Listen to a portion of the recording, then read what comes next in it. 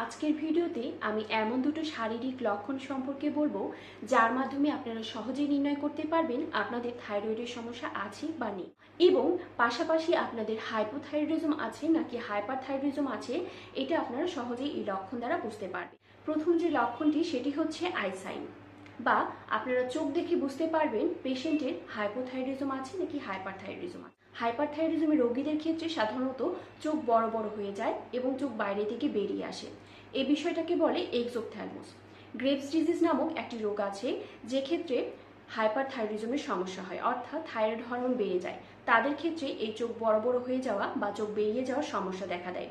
অপরদিকে হাইপোথাইরয়েডিজমের রোগীদের মধ্যে চোখের এই ধরনের কোনো সাইন দেখা যায় না।